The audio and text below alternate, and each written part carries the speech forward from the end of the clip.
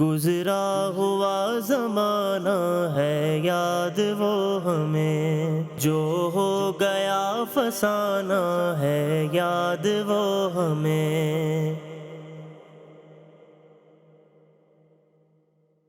الحمد للہ رب العالمین والصلاة والسلام علی خاتم النبیین، اما بعد فاعوذ باللہ من الشیطان الرجیم، بسم اللہ الرحمن الرحیم۔ الصلاة والسلام علیک یا رسول اللہ وعلی آلک واصحابک یا حبیب اللہ۔ الصلاة والسلام علیک یا نبی اللہ وعلی آلک واصحابک یا نور اللہ۔ رسول محتشم شاہ بنی آدم نور مجسم صلی اللہ تعالی علیہ وآلہ وسلم کا فرمان معظم ہے، جسے پسند ہو کہ وہ اللہ پاک سے اس حال میں ملاقات کرے کہ اللہ پاک اس سے راضی ہو، تو اسے چاہیے کہ وہ مجھ پر کثرت سے درود پڑھے۔ صلو علی الحبیب صلی اللہ تعالی علی محمد وعلی آلہ وصحبہ وبارک وسلم۔ بزرگوں کے مدنی چینل کے ناظرین، آج الحمدللہ عز وجل ہم ایک مرتبہ پھر اس پروگرام میں حاضر ہیں، اور اس کا ٹاپک ہے جو خاص طور پر بزرگوں کے لیے ارینج کیا گیا۔ اس کا ٹاپک ہے مسلمانوں کی خیر خواہی۔ مسلمانوں کی خیر خواہی کو حدیث کے ایک حصے سے اصل میں لیا گیا کہ حضرت تمیم داری رضی اللہ تعالیٰ عنہ سے روایت ہے کہ رسول پاک صلی اللہ علیہ وآلہ وسلم نے فرمایا، الدین النصیحہ، دین خیر خواہی کا نام ہے۔ قلنا لمن، ہم نے کہا یا رسول اللہ کس کے لیے؟ قال للہ و کتابہ، آپ نے فرمایا اللہ رب العزت کے لیے، اس کی کتاب کے لیے، ولرسولہ، اس کے رسول کے لیے، ولأئمۃ المسلمین وعامتہم، مسلمانوں کے بادشاہوں کے لیے، مسلمانوں کے اماموں کے لیے، مسلمانوں کے حکمرانوں کے لیے، وعامتہم، اور ان کے عوام کے لیے، یعنی عام مسلمانوں کے لیے خیر خواہی کا ذکر ہے۔ تو حدیث کا یہ جو آخری حصہ ہے وعامتہم، آج انشاءاللہ الکریم بزرگوں کے مدنی چینل کے اس پروگرام میں ہم اس کے بارے میں گفتگو کریں گے۔ الحمدللہ عز وجل رسول پاک صلی اللہ علیہ وآلہ وسلم نے حضرات صحابہ علیہم رضوان کو مسلمانوں کے ساتھ وقتاً فوقتاً حضرات صحابہ علیہم رضوان کے مجمع میں بھلائی کرنے کا حکم دیا، ان کے ساتھ اچھا سلوک کرنے کا حکم دیا، ان کے ساتھ حسن اخلاق سے پیش آنے کا حکم دیا، ان کے ساتھ ظلم و زیادتی سے منع فرمایا، اور انہیں دھوکہ دینے سے منع فرمایا۔ ایز اے ہول اگر ہم اسلام کی تعلیمات کا مطالعہ کریں گے یا رسول اکرم نور مجسم صلی اللہ علیہ وآلہ وسلم کے فرامین کا مطالعہ کریں گے، تو آپ صلی اللہ علیہ وآلہ وسلم کے کئی فرامین مسلمانوں کے حقوق کو بیان کریں گے۔ تو جو مسلمانوں کے دوسرے مسلمانوں پر حقوق ہیں، ان میں سے ایک حق، اس کے بارے میں انشاءاللہ الکریم آج ہم مدنی چینل کے اس پروگرام میں ڈسکشن کریں گے، وہ ہے مسلمانوں کے لیے خیر خواہی۔ تو حضرات صحابہ علیہم رضوان، حضرات تابعین اعظام علیہم رضوان، تبع تابعین کرام علیہم رضوان، ائمہ مجتہدین، اولیاء کرام علیہم الرحمہ کے بے شمار واقعات ایسے ہیں، کتابوں میں موجود ہیں کہ انہوں نے کس انداز سے امت مسلمہ کی خیر خواہی کی۔ تو آج ہم انشاءاللہ اپنے مہمانان گرامی سے اس حوالے سے کلام کریں گے۔ تو سب سے پہلے مبلغ دعوت اسلامی حافظ ریحان عطاری صاحب کو میں عرض کروں گا کہ خیر خواہی مسلم کے حوالے سے کوئی واقعہ آپ کے ذہن میں ہو تو آپ ذرا بیان فرمائیے گا۔ الحمدللہ رب العالمین والصلاة والسلام علی سید المرسلین، اما بعد فاعوذ باللہ من الشیطان الرجیم، بسم اللہ الرحمن الرحیم۔ الدین النصیحہ، دین خیر خواہی کا نام ہے۔ ہمارے جتنے بھی اسلاف گزرے ہیں، ان کے اندر مسلمانوں کی خیر خواہی کا جذبہ کوٹ کوٹ کے بھرا ہوا تھا۔ اس پروگرام میں ہم سب کو تو ڈسکس نہیں کر سکتے، لیکن چند مثالیں جو ہمارے اسلاف سے ہمیں ملی ہیں، انشاءاللہ آج ہم اس پروگرام میں ان کے بارے میں ذکر کریں گے۔ سب سے پہلے جو میں آپ کو مثال دینے جا رہا ہوں، ولی کامل، بہت بڑی شخصیت عالم اسلام کی، ہمارے اسلاف میں ان کا نام جگمگا رہا ہے۔ حضرت محمد بن منقدر قرشی رحمۃ اللہ تعالی علیہ، آپ بہت نیک شخصیت تھے۔ آپ کی پاکیزگی اور تقوی پورے عالم میں مشہور تھا۔ آپ کے دور میں آپ نے 33 حج کیے، واہ، یہ آپ کی خصوصیت تھی۔ آپ عبادت کا بڑا ذوق رکھتے تھے، آپ نے کیسے خیر خواہی کا ایک عمل کیا، میں صرف ایک مثال آپ کو دیتا ہوں۔ آپ قمیصیں فروخت کیا کرتے تھے، چونکہ آپ تاجر بھی تھے، تو ایک دن اپنے غلام کے ذمے لگا کر آپ تشریف لے گئے کہ یہ والی قمیصیں آپ نے 10 درہم میں فروخت کرنی ہیں اور یہ والی 5 میں فروخت کرنی ہے۔ اتفاق یہ ہے کہ کوئی ایک دیہاتی آ گیا، کوئی عربی آ گیا، غلام نے غلطی سے وہ 5 درہم والی قمیض 10 درہم میں فروخت کر دی، اللہ اور وہ دیہاتی یا عربی اس بات پر راضی ہو گیا اور بخوشی لے کر وہ چلا گیا۔ حضرت محمد بن منقدر رحمۃ اللہ علیہ شام کو جب تشریف لاتے ہیں تو آپ اس سے پوچھتے ہیں آج کیا سیل ہوئی، کیا کیا فروخت کیا؟ ماشاءاللہ۔ تو وہ عرض کرتا ہے میں نے اس طرح یہ چیزیں فروخت کی۔ جب آپ کو پتہ چلا کہ 5 درہم والی قمیض میرے غلام نے 10 درہم میں فروخت کر دی ہے تو آپ کی حالت ہی بدل گئی۔ واہ، آپ نے کہا وہ شخص کون تھا؟ اس کو تلاش کرنے کے لیے نکلے۔ کتابوں میں لکھا ہے کہ آپ دن کا طویل حصہ اسے تلاش کرتے رہے کہ وہ عربی مجھے مل جائے۔ یہ خیر خواہی کا جذبہ ہے، واہ، الدین النصیحہ۔ کیا بات ہے، کیسا جذبہ بھلائی کا، خیر خواہی کا، حالانکہ وہ دونوں اس بیع پر راضی ہیں۔ صحیح، بیچنے یعنی شرن والا جائز تھا، یہ جو بیع کی گئی شرن تو یہ جائز تھی، صحیح، لیکن اس کے باوجود آپ اسے تلاش کرتے رہے، بالآخر وہ آپ کو مل گیا۔ آپ کا جذبہ صادق تھا، آپ کو وہ مل گیا تو آپ نے اس سے کہا بھئی آپ میرے غلام سے جو قمیض خرید کر لائے ہیں وہ اصل میں 5 درہم کی تھی، اس نے تم سے 10 درہم وصول کر لیے، اب تمہیں یہ چاہیے کہ اپنے 5 درہم مجھ سے وصول کر لو یا وہ قمیض مجھے واپس دے دو، اپنے 10 درہم واپس لے لو۔ واہ، تو اس شخص نے کہا حضور میں تو اس بات پر راضی تھا، مجھے وہ 10 میں بھی قبول تھی، لیکن حضرت محمد بن منقدر رحمۃ اللہ علیہ نے فرمایا نہیں، اس کی قیمت چونکہ 5 تھی میں 5 ہی لوں گا۔ اس نے کہا حضور میں راضی ہوں، آپ نے فرمایا نہیں۔ تو اس نے آپ کے اصرار پر آپ سے پوچھا آپ ایسا کیوں کرنا چاہتے ہیں واہ، جبکہ میں راضی ہوں؟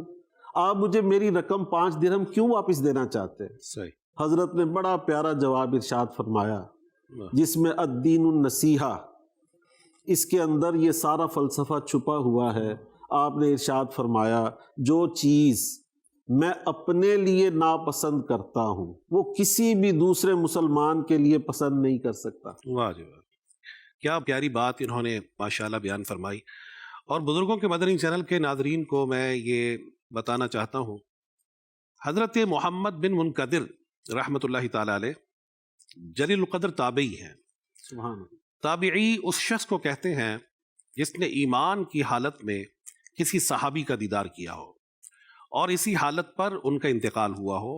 اتنے جلیل القدر بزرگ ہیں، اور خاص طور پر صحابہ علیہم رضوان میں حضرت جابر بن عبداللہ اور حضرت انس بن مالک رضی اللہ تعالیٰ عنہما ان کی صحبت اختیار کی، ان سے تربیت حاصل کی۔ اور تابعین میں عظیم شخصیت حضرت سعید بن مسیب رحمۃ اللہ تعالیٰ علیہ کی شاگردی بھی انہوں نے اختیار کی۔ تو آپ نے ذکر کیا کہ اس عرابی، اس دیہاتی کے پاس آپ تشریف لے گئے اور اسے اس حوالے سے آپ نے فرمایا، تو پھر آخر کیا اس کا نتیجہ کیا نکلا؟ جی اس کے بعد جب آپ نے اس کو رقم واپس کی تو وہ بڑا حیران ہو گیا اور اس نے لوگوں سے پوچھنا شروع کر دیا یہ کون سی شخصیت ہے، واہ، یہ کون بزرگ ہیں، یہ کون سی ہستی ہیں جنہوں نے اتنا بڑا عمل کیا؟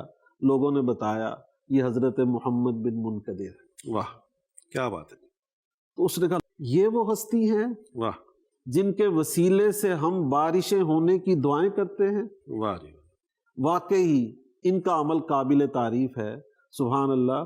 تو یہ ہمارے اسلاف تھے جو الدین النصیحہ پر یوں عمل کیا کرتے ہیں۔ آپ نے ماشاءاللہ اپنی گفتگو میں یہ فرمایا کہ حضرت محمد بن منقدر رحمۃ اللہ تعالیٰ علیہ نے یہ فرمایا کہ جو چیز میں اپنے لیے پسند نہیں کرتا وہ اپنے بھائی کے لیے پسند کیوں کروں؟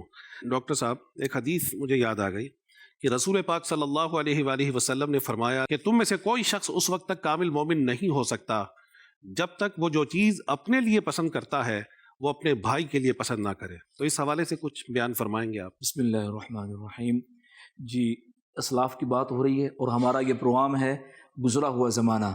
بزرگوں کے مدنی چینل کے ناظرین، ہم بات کر رہے ہیں مسلمانوں کے ساتھ خیر خواہی، جیسا کہ قاری صاحب ابھی آپ نے بہت ہی پیاری حدیث مبارکہ بیان فرمائی کہ رسول کریم صلی اللہ علیہ وآلہ وبارک وسلم نے ارشاد فرمایا کہ تم میں سے کوئی اس وقت تک کامل ایمان والا نہیں ہو سکتا جب تک کہ جو وہ اپنے لیے پسند کرتا ہے وہی اپنے بھائی کے لیے پسند نہ کر لے۔ تو ہمارے پہلے کے جو اسلاف تھے، بزرگ تھے، ان میں یہ جذبہ تھا کہ جو چیز اپنے لیے وہ ناپسند کرتے ہیں وہ دوسروں کے لیے بھی وہ پسند نہیں کرتے تھے۔ یعنی آپ اس کو یوں کہہ سکتے ہیں کہ اسپیشلی ہمارا جو پروگرام ہے یہ ماضی کے یا گزرے ہوئے زمانے کے واقعات ہیں، لیکن ہم یہ نہیں کہہ سکتے کہ 100% ایسا ہوتا تھا کہ پہلے جو نیک اعمال ہوتے تھے وہ اب نہیں ہوتے، یا ہمارے اسلاف جو کرتے تھے وہ اب نہیں ہو پاتا۔ اب یہ کہہ سکتے ہیں کہ اب وہ اقدار کم ہو گئیں، اب وہ عمل کم ہو گیا، اب وہ جذبے کم ہو گئے، ورنہ اللہ رب العزت کے کئی بندے اب بھی روئے زمین پر ایسے ہیں کہ جو امت کا درد بھی رکھتے ہیں، امت کے ساتھ خیر خواہی کا جذبہ بھی ان کا ہے، امت کو نقصان سے بچانے کا ذہن بھی ہے، امت کا نقصان نہیں چاہتے۔ رسول پاک صلی اللہ علیہ وآلہ وسلم کی دکھیاری امت کی خیر خواہی کا جذبہ ہر وقت ان کے دلوں میں موزن رہتا ہے، جن میں ایک عظیم مثال ہمارے شیخ طریقہ امیر اہل سنت حضرت علامہ مولانا محمد الیاس ستار قادری صاحب مدد اللہ العالی کی ہے کہ جب بھی مسلمان کسی پریشانی میں مبتلا ہوئے، کوئی بھی ڈیزاسٹر آیا، کورونا کا موقع آیا، سیلاب کا موقع آیا، ارتھ کویکس یعنی زلزلوں کے سلسلے ہوئے، تو امیر اہل سنت دامت برکاتہ العالیہ سب سے پہلے آپ اعلان کرنے والوں میں شامل ہوئے۔ عاشقان رسول کو آپ نے یہ فرمایا کہ جو آپ کا پیسہ ہے وہ اللہ رب العزت کے ان بندوں کی مدد کے لیے آپ استعمال کریں۔ دنیا کے کسی حصے میں بھی کوئی پرابلم ہوتا ہے تو خیر خواہی امت کا جذبہ رکھنے والے شیخ طریقہ امیر اہل سنت دامت برکاتہ العالیہ کیسے لوگوں کو مخاطب ہوتے ہیں، تو یہ آج کے دور کی ایک مثال ہمارے سامنے، اور بھی یعنی کئی ایسے لوگ الحمدللہ آپ کو روئے زمین پر نظر آئیں گے کہ جو مسلمانوں کی خیر خواہی کا جذبہ رکھنے والے ہوں گے۔ تو ہم یہ کہہ سکتے ہیں کہ پہلے یہ مورل ویلیوز لوگوں میں زیادہ تھیں، عمل کا جذبہ، کردار، حسن اخلاق، خدمت خلق اور کئی معاملات، وہ انشاءاللہ ہم آپ سے سنیں گے۔ تو آج وہ جذبہ قدر کم ہے۔ قاری صاحب آپ نے بہت خوبصورت اگزامپل دی ہے کہ ہمارے قبلہ امیر اہل سنت دامت برکاتہ العالیہ یادگار اسلاف ہیں، سبحان اللہ، اور وہ جن کی ہم بات کر رہے ہیں وہ اسلاف کی بات کر رہے ہیں، گزرے ہوئے زمانے کے وہ سنہرے اوراق ہم وہ دیکھ رہے ہیں، ہم وہ ماضی کی باتیں اس لیے کر رہے ہیں تاکہ ہم ان سے فیض حاصل کریں۔ اور جیسے آپ نے بالکل بجا فرمایا کہ آج بھی ایسی ہستیاں موجود ہیں کہ جن کے اندر وہ جھلک نظر آتی ہے، حضرات صحابہ کرام کی سیرت، تابعین، تبع تابعین، اور ہمارے بڑے بڑے جو بزرگ گزرے ہیں جو کہ قرآن و سنت کے پیکر ہوا کرتے تھے، الحمدللہ ان کی ذات میں ہمیں وہ جھلک نظر آتی ہے۔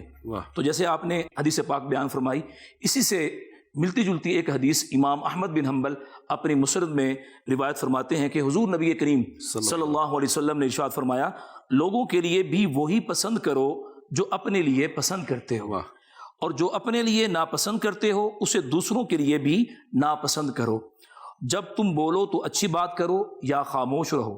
اب اس حدیث میں ہمارے لیے ایک درس فکر ہے کہ جب میں اپنے لیے یہ پسند کرتا ہوں کہ کوئی میرے ساتھ جھوٹ نہ بولے تو میں بھی جھوٹ نہ بولوں کسی کے ساتھ، جب میں یہ پسند کرتا ہوں کہ کوئی میرے ساتھ ظلم نہ کرے تو میں بھی کسی کے ساتھ ظلم نہ کروں، جب میں یہ توقع کرتا ہوں لوگوں سے کہ کوئی میرے ساتھ وعدہ خلافی نہ کرے تو مجھے بھی اپنے عہد و پیما پکے کرنے چاہیے، جب میں لوگوں سے یہ توقع رکھتا ہوں کہ وہ میرے ساتھ خوش اخلاقی سے پیش آئیں اور عمدہ انداز سے وہ مجھ سے ملیں اور محبت و احترام کا رشتہ ہو، تو مجھے بھی چاہیے کہ میں بھی ان کے ساتھ بڑے اچھے انداز سے پیش آؤں۔ یہ چیزیں ہمیں اسلاف کے کردار میں نمایاں طور پر نظر آتی ہیں کہ وہ جیسے کہتے تھے ان کا عمل بھی اس کے ساتھ بالکل میچ کرتا تھا، ان کے قول کے مطابق ان کا عمل تھا۔ جیسے قرآن مجید فرقان حمید میں فرمایا گیا کہ یا ایھا الذین آمنوا لم تقولون ما لا تفعلون، اے ایمان والو وہ بات کیوں کہتے ہو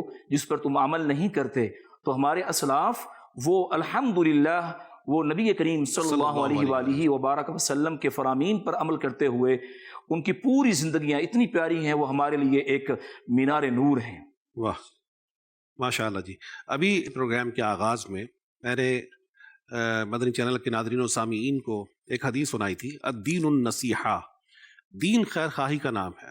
تو اس سے مزید میں چاہتا ہوں کہ ایویلیویٹ کیا جائے، اس کو مزید واضح کیا جائے کہ اس کا مطلب کیا ہے۔ تو میں مبلغ دعوت اسلامی سے کہوں گا کہ دین خیر خواہی کا نام ہے، اس کا کیا مطلب ہے؟ قاری صاحب، اس کا شیخ الحدیث علامہ عبد المصطفیٰ اعظمی رحمۃ اللہ علیہ نے اپنی کتاب منتخب حدیثیں، اس میں آپ نے تحریر فرمایا، دوسروں کا بھلا چاہنا واہ اور ہر مسلمان کے ساتھ خیر خواہی کرنا، واہ، یہ اس حدیث کا آپ نے مفہوم بیان کیا فرمایا۔ بات ہے، یعنی اس لفظ میں دوسروں کا بھلا چاہنا کیا بات، بڑی وسعت ہے، کیا بات، اس کے مختلف انداز ہمارے اسلاف نے اپنائے۔ میں اپنے ملتان کی آپ کو ایک مثال دینا چاہتا ہوں۔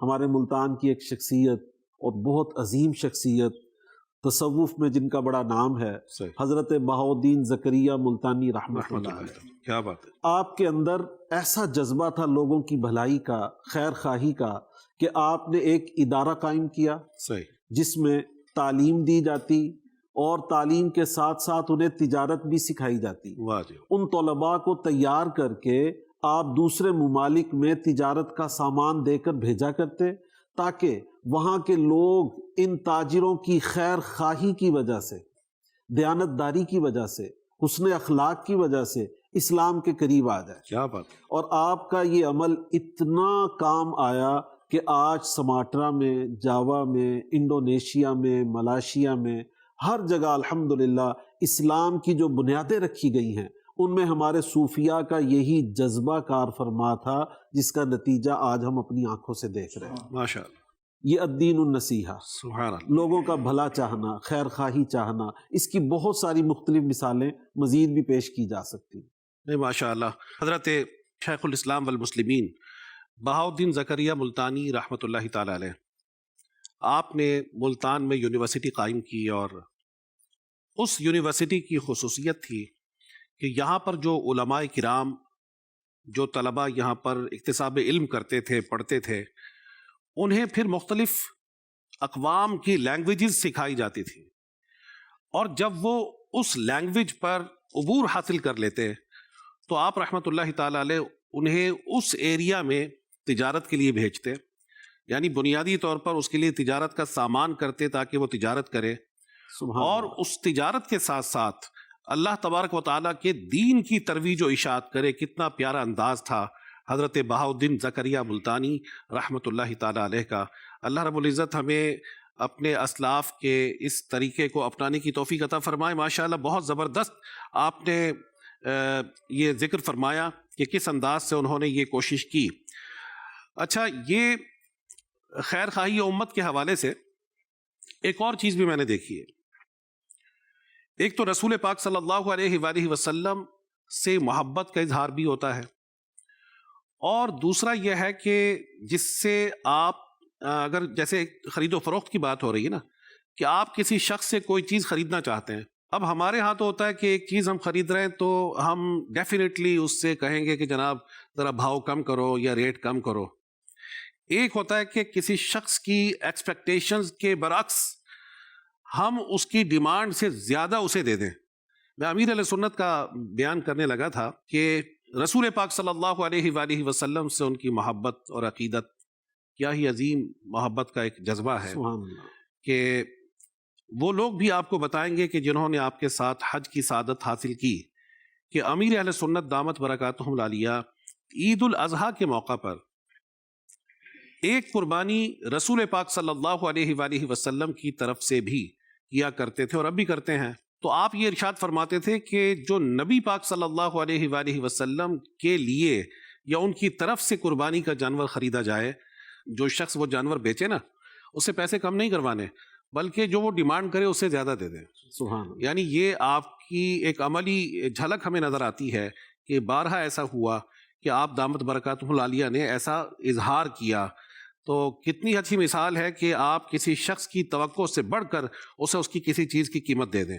اس بارے میں قاری کچھ صاحب میں جی عرض کروں، جی جی قربانی کا آپ نے ذکر فرمایا، امام اہل سنت سیدی اعلیٰ حضرت مولانا شاہ امام احمد رضا خان رحمۃ اللہ علیہ، آپ بھی ہر سال نبی کریم صلی اللہ علیہ وسلم کی طرف سے ایک بیش قیمت واہ مینڈھا قربان کیا کرتے ہیں۔ ماشاء اللہ ماشاء اللہ۔ قاری صاحب آپ نے قبلہ امیر اہل سنت دامت برکاتہم العالیہ کی بہت پیاری مثال بیان فرمائی، تو ہمیں یہ جھلک قبلہ امیر اہل سنت دامت برکاتہم العالیہ کے مریدین میں جو آپ سے متعلقین ہیں، آپ سے محبت کرنے والے ہیں، جن کی آپ نے تربیت فرمائی، ہمیں ان میں بھی نظر آتی ہے الحمدللہ۔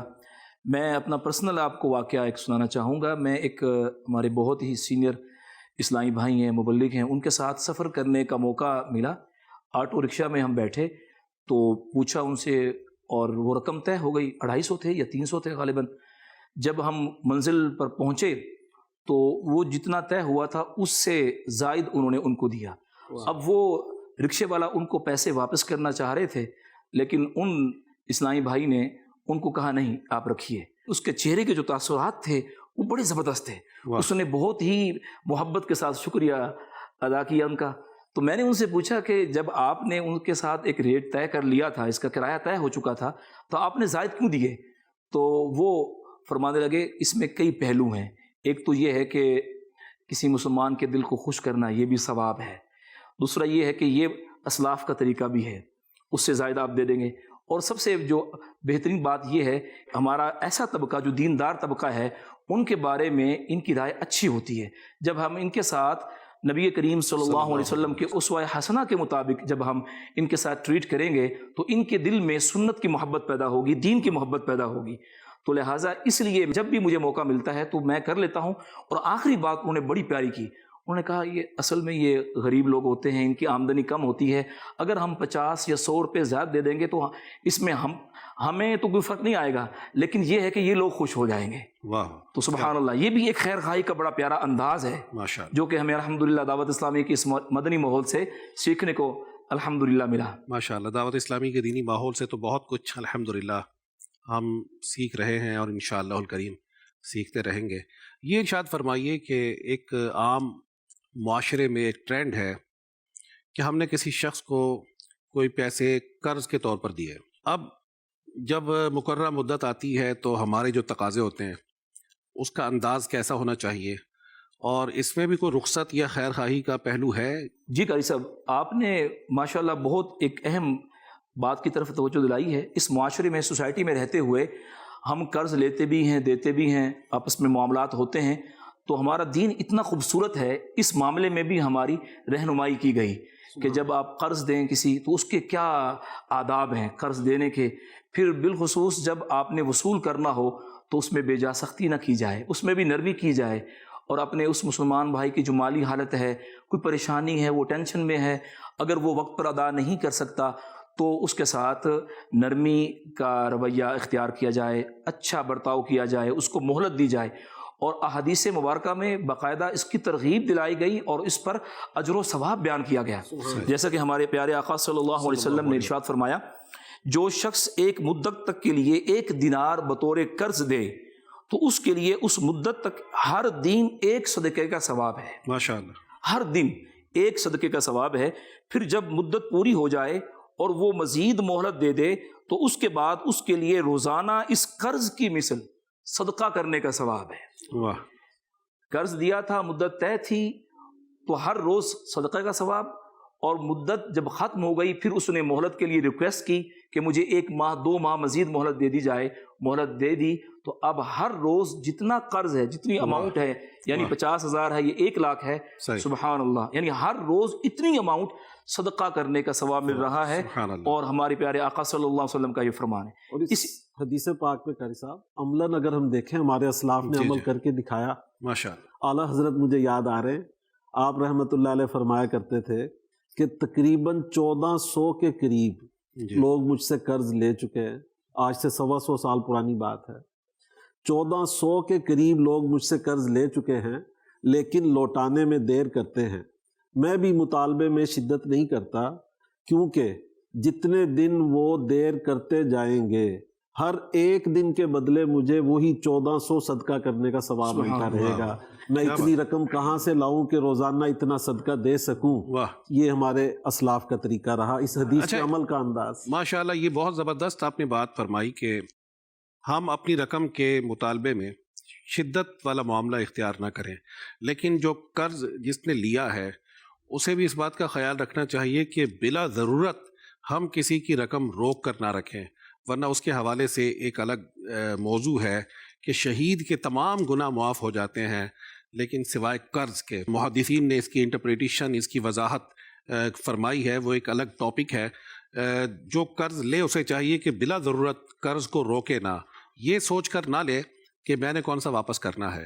خیر خواہی مسلم کے حوالے سے ایک اور بات میرے ذہن میں آئی۔ بزرگوں کے مدنی چینل کے ناظرین و سامعین، آپ نے کئی دکانوں پر یہ لکھا ہوا دیکھا ہوگا کہ خریدا ہوا مال واپس یا تبدیل نہیں ہوگا، لیکن میں نے ملتان میں ایک دکان پر لکھا ہوا دیکھا کہ خریدا ہوا مال واپس بھی ہو سکتا ہے، تبدیل بھی ہو سکتا ہے۔ تو اس کے پیچھے کیا سیکرٹ ہے، کیا راز ہے، کس بات کے تحت انہوں نے یہ لکھا ہوگا؟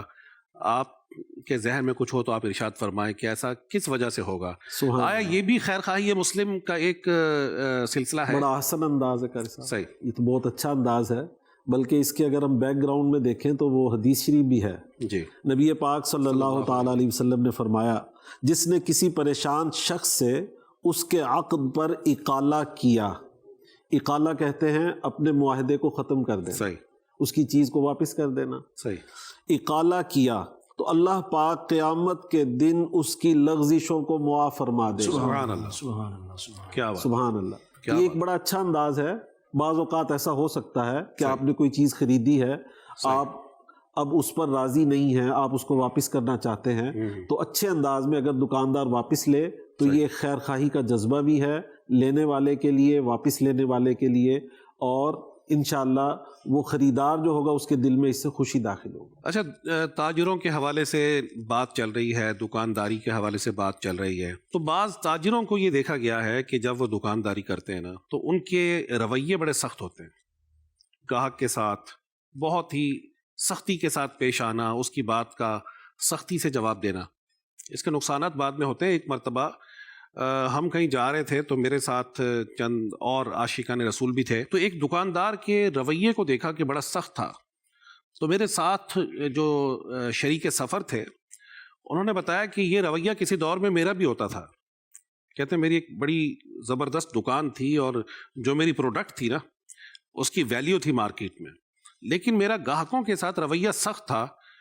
تو پھر ایک وقت ایسا آیا کہ میری جو پروڈکٹ تھی نا اس میں ایسے عیب نکلنا شروع ہو گئے کہ مارکیٹ والوں نے کہا کہ اس کی یہ چیز صحیح نہیں ہوتی، تو میں آہستہ آہستہ بالکل کنگال ہو گیا۔ اللہ رب العزت کی ناراضی بھی ہو سکتی ہے، اور ظاہر ہے کہ جب گاہک کے ساتھ اچھا سلوک نہیں کریں گے، بدتمیزی کریں گے، بددعا نہ بھی لگے، تو ظاہر ہے کہ ہمیں کسی بھی صورت میں کسی مسلمان کے ساتھ بدسلوکی کرنے کی اجازت نہیں ہے۔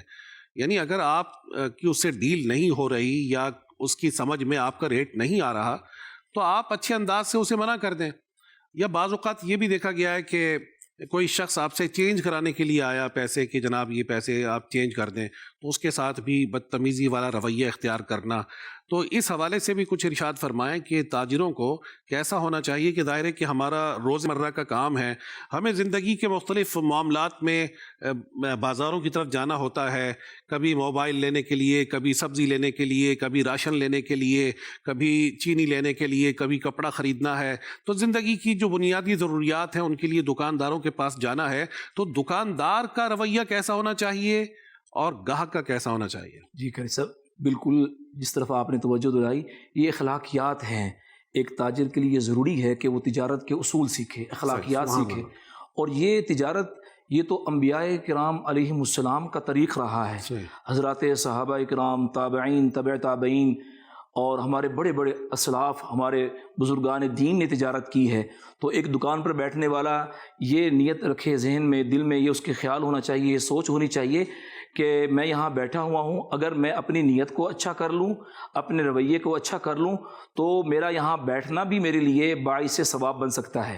اور جیسے آپ نے فرمایا کہ بسا اوقات روٹ رویہ اور ایسا بے رخا پن اور سخت انداز یہ اپناتے ہیں، جس سے ایک تو دکانداری کا لاس ہوتا ہے، اور پھر وہ مارکیٹ کے اندر بھی مشہور ہو جاتا ہے کہ یہ دکاندار، اس کے اخلاق اچھے نہیں ہیں، بد اخلاق ہے۔ اچھا، میں سمجھتا ہوں کہ ایسے انداز سے جو خیر و برکت ملنی تھی اس خیر و برکت سے بھی وہ محروم ہو جاتا ہے۔ جیسے حدیث پاک ہے، نبی کریم صلی اللہ علیہ وآلہ وبارک وسلم نے ارشاد فرمایا کہ اللہ پاک اس شخص پر رحم فرمائے جو خرید و فروخت میں آسانی پیدا کرے۔ اب جو ٹولز ہیں، جو اصول ہیں، جو طریقے ہو سکتے ہیں خرید و فروخت میں آسانی کے، اس کو اپنایا جائے تو نبی کریم صلی اللہ علیہ وسلم کی اس دعا کے وہ مصداق بن جائیں گے کہ آقا کریم صلی اللہ علیہ وسلم فرماتے ہیں کہ اللہ رب العزت اس پر رحم فرمائے جو خرید و فروخت کے اندر آسانی کرے۔ سبحان اللہ، سبحان اللہ۔ خیر خواہی امت کی بات چل رہی ہے، بزرگوں کے مدنی چینل کے ناظرین و سامعین، اگر اسلاف کی زندگیوں کا مطالعہ کریں، نبی محتشم صلی اللہ علیہ وآلہ وسلم کی حیات طیبہ کا مطالعہ کریں، حضرات صحابہ علیہم رضوان کی مقدس زندگیوں کا مطالعہ کریں، اور ان میں بھی خلفائے راشدین رضی اللہ تعالی عنہم اجمعین بے شمار واقعات ہیں خیر خواہی امت کے۔ ایک واقعہ بہت مشہور ہے جو حضرت عمر رضی اللہ تعالیٰ عنہ کے ایک غلام حضرت اسلم رضی اللہ تعالیٰ عنہ نے بیان فرمایا تھا کہ حضرت عمر رضی اللہ تعالیٰ عنہ کو پتہ چلتا ہے ایک ایسی بوڑھی خاتون کے بارے میں کہ جن کے بچے بھوک سے بلک رہے تھے، اللہ پریشانی کے عالم میں تھے، اور انہوں نے چولہے پر ہنڈیاں جو چڑھا رکھی تھی بچوں کو بہلانے کے لیے انہوں نے رکھی ہوئی تھی۔ امیر المؤمنین خلیفۃ المسلمین سیدنا عمر بن خطاب رضی اللہ تعالیٰ عنہ کو پتہ چلتا ہے تو آپ رضی اللہ تعالیٰ عنہ اپنے غلام کے ساتھ تشریف لے جاتے ہیں اور بیت المال جا کر ان کا راشن اپنے مبارک کندھوں پر اٹھاتے ہیں۔ غلام منع کر رہا ہے کہ حضرت میں اٹھا دیتا ہوں، تو حضرت امیر المؤمنین رضی اللہ تعالیٰ عنہ نے اپنے غلام پر یہ بار نہ ڈالا بلکہ خود آپ وہ راشن اٹھا کر اس بوڑھی خاتون کے پاس تشریف لے جاتے ہیں اللہ اور اس کے بعد اس وقت تک وہاں رہتے ہیں کہ جب تک کھانا تیار نہیں ہو جاتا۔ کیسا انداز تھا ہمارے امیر المؤمنین کا۔ اور یہ صرف ایک واقعہ نہیں ہے، صحابہ علیہم رضوان کے کئی واقعات ہیں۔ حضرت ابو بکر صدیق رضی اللہ تعالیٰ عنہ کسی بوڑھی نابینا خاتون کے گھر جا کر اس کو پتہ بھی نہ چلتا اور صفائی ستھرائی کر کے آ جاتے، اس کی بنیادی ضرورت کو پورا کرتے۔ حضرت سیدنا ابو بکر صدیق رضی اللہ تعالیٰ عنہ، یعنی خلیفہ بننے سے پہلے جو آپ کا طرز عمل تھا وہ بھی یہی تھا، اور خلافت کے حصول کے بعد بھی یہ سلسلہ جاری رہا کہ کئی ایسے خاندان کہ جن میں کوئی ایسا بڑا شخص نہیں ہوتا تھا کہ جو جانوروں کا دودھ نکال لے، جس کو دودھ دوہنا کہتے ہیں، نکال لے، تو امیر المؤمنین رضی اللہ تعالیٰ عنہ کیسی خیر خواہی فرماتے کہ ان کے جانوروں کا دودھ نکال کر انہیں پیش فرما دیتے۔ کیا جذبہ تھا ہمارے امیر المؤمنین رضی اللہ تعالیٰ عنہ کا۔ آج ہمیں اس بات کی بڑی سخت ضرورت ہے کہ ہم اپنے اسلاف کی ان مقدس زندگیوں کا مطالعہ بھی کریں اور اپنے اندر خیر خواہی امت کا جذبہ پیدا بھی کریں۔ ہم دیکھیں کہ ہمارے ارد گرد کتنے لوگ پریشان ہیں، ہمارے ہمسائے کتنے پریشان ہیں، ہمارے اعزاء و اقربا کتنے پریشان ہیں، ہمارے محلے والے کتنے پریشان ہیں، ہمارے دوست احباب کتنے پریشان ہیں۔ اگر اللہ رب العزت نے آپ کو یہ طاقت دی ہے کہ آپ ان کی مدد کر سکتے ہیں، آپ ان کی مشکل کو حل کر سکتے ہیں، آپ ان کے لیے راحت و آسانی کا باعث بن سکتے ہیں، آپ کی تھوڑی سی کوشش اگر ان کے مسئلے کو حل کر سکتی ہے، تو میں گزارش کروں گا کہ امت مسلمہ کے لیے آسانی والا معاملہ ضرور اختیار کرنے کی کوشش کیجیے، ان کی مشکلات کو حل کیجیے، ان کے چہروں پر مسکراہٹ لے کر آئیے، ان کے لیے آسانیوں کا سامان کیجیے۔ بعض اوقات یہ ہوتا ہے کہ ہم دنیا والوں کے لیے تو چیریٹی کر رہے ہوتے ہیں لیکن ہمارے قریبی رشتہ دار محروم ہوتے ہیں، ہم بہت زیادہ نفلی حج اور عمرے تو کر رہے ہوتے ہیں لیکن ہماری بہن پریشان ہوتی ہے، اسے معاشی پریشانیاں اس کا سامنا کرنا پڑ رہا ہوتا ہے، ہمارے بھائی پریشان ہوتے ہیں لیکن ان کی کوئی مدد کرنے والا نہیں ہوتا۔ تو ہمیں اپنے اسلاف کی زندگیوں سے یہ سبق ملتا ہے کہ ہم جیسا کہ کہا گیا کہ جیسا اپنے لیے پسند کریں ویسا اپنے بھائی کے لیے پسند کریں، تو ہمیں اپنے ارد گرد کے ماحول پر نظر رکھتے ہوئے اللہ رب العزت کے بندوں کی خیر خواہی کا جذبہ اپنے دلوں میں رکھنا چاہیے۔ ایک بزرگ کے حوالے سے مجھے یاد آ گیا ڈاکٹر صاحب کہ ایک بزرگ رحمۃ اللہ تعالیٰ علیہ ان کے پاس ان کا کوئی دوست آیا اور دوست نے آ کر کہا کہ حضرت مجھے اتنے 1000 درہم چاہیے. آپ نے گھر سے اٹھا کر وہ درہم دے دیے. وہ دوست چلا گیا. اس کے جانے کے بعد بزرگوں نے رونا شروع کر دیا. تو زوجہ محترمہ نے کہا کہ حضرت کیا وجہ ہے؟ آپ نے پیسے نہیں دینے تھے، درہم نہیں دینے تھے تو آپ نہ دیتے، منع کر دیتے. درہم دینے کے بعد آپ کیوں رو رہے ہیں؟ فرمایا میں اس بات پر رو رہا ہوں کہ میرا یہ دوست ہے، مجھے اس کی پریشانی کا پتہ کیوں نہ چل سکا. دوست جب میرا ہے تو اسے تکلیف پہنچی اور یہاں تک کہ میرے دروازے پر آ کر اسے مانگنا پڑا، تو میں نے اس کی ضرورت کو خود کیوں نہ سمجھا اور خود اس کا خیال کیوں نہ کیا.